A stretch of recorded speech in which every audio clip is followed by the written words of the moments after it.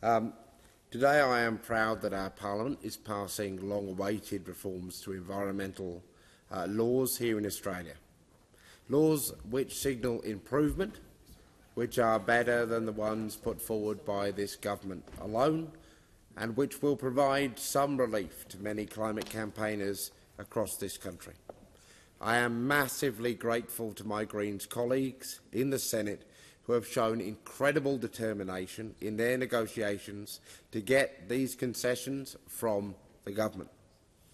However, these laws still fail to address some of the greatest threats to our environment: climate-polluting corporations and the billionaires who are fuelling our changing climate. For this vote today, I am reflecting on my recent trip to Karratha in WA's Pilbara region, a place of rich Australian history and ground zero for Woodside's Burrup Hub. Guided by elders and custodians, I got to experience our World Heritage-listed Murujuga and its ancient rock art.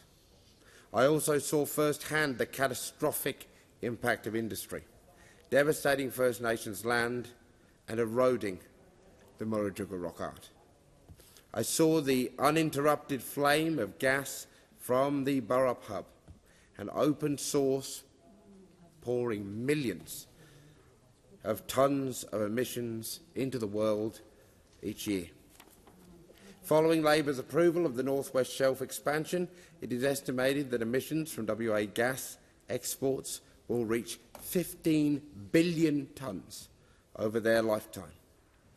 And this is what happens when we have environmental laws that don't actually protect our environment and do not consider the climate crisis.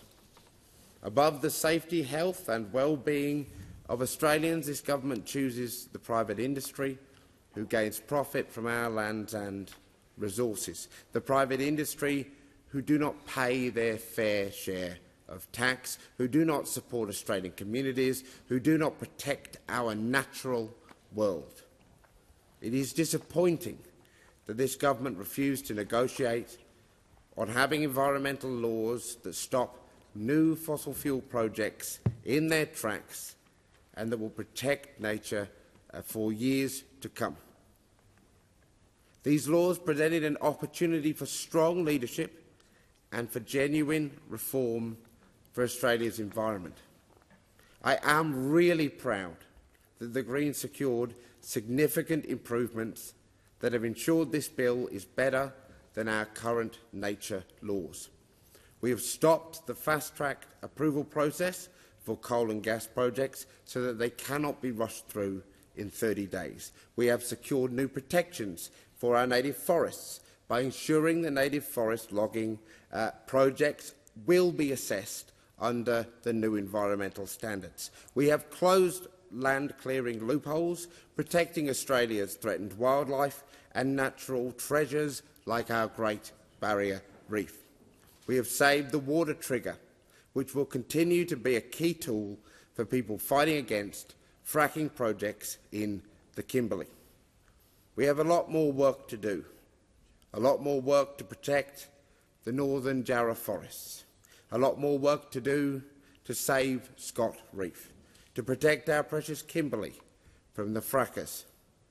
And I look forward to continuing to work every day to protect nature, to protect our forests, to ensure a safer climate future. Thank you. Authorised by Steele-John, Australian Greens, Canberra.